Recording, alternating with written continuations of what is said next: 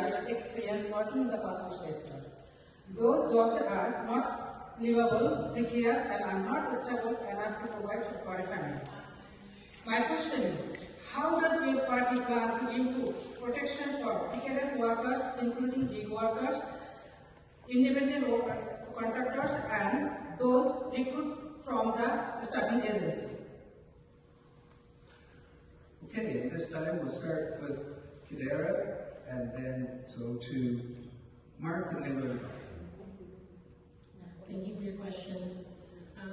I can tell you that from my experiences, I've worked those jobs.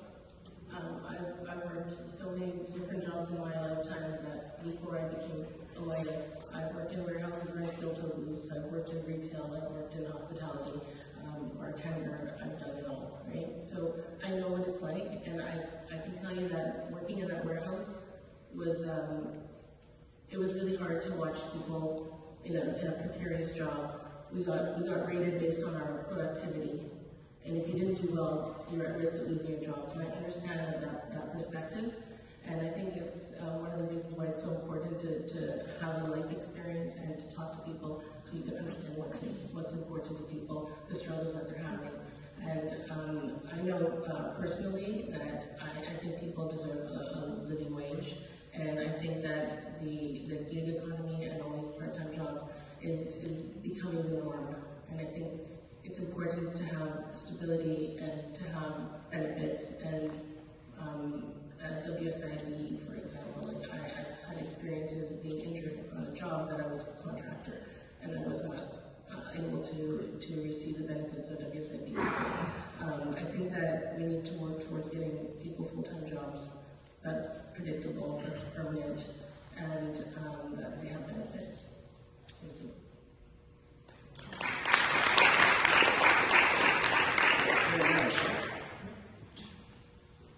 Thank you very much for your question. And yes, it's been a long time since I've lived that experience of part-time jobs, but I do understand the concern.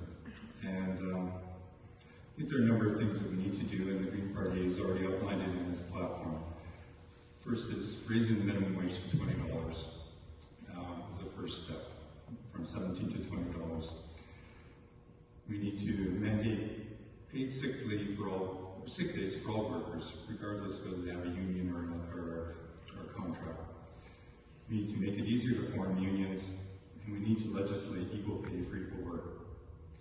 When it comes to gig and temporary workers, we need to expand the Employment Standards Act to include all workers. We need to classify gig workers as employees with full employment rights, and make gig work count towards permanent residency applications, and mandate the temporary workers will pay the same and have the same workplace protections as a permanent, directly hired employee.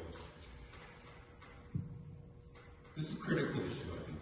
It's very important, and I think it's, from my perspective, it's only getting worse.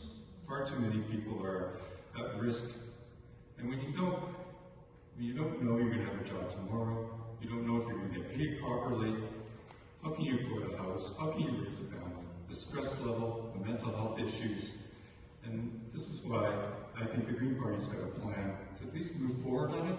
Will it solve everything? I don't know for sure. I believe it's going to take us in the right direction, and that's why I'm with the Green Party today.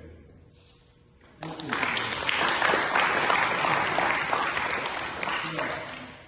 Thank you very much for that question.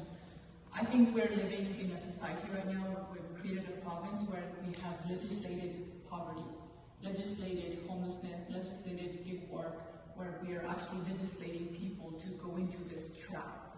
And gig work is that big piece that is making that happen. I have fought for paid sick days.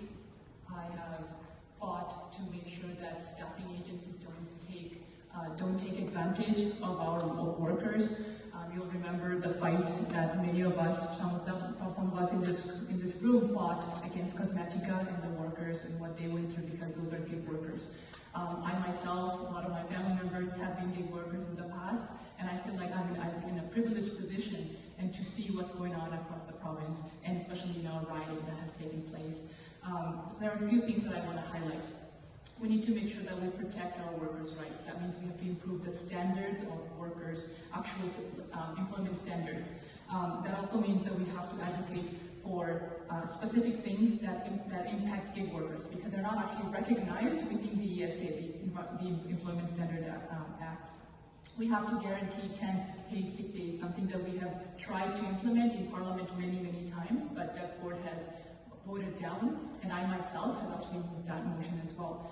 We also need to repeal Bill 124, which makes, and this is part of workers' rights, not specifically gig work, but you mentioned a few other things, so I want to make sure that we will repeal Bill 124. Another thing I want to highlight is that living wage is actually $26.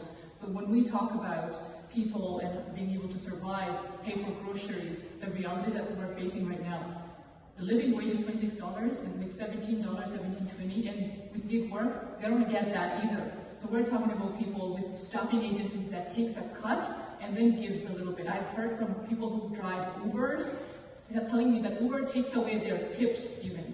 And that's the reality that we're facing, so we need to protect these workers. Thank you.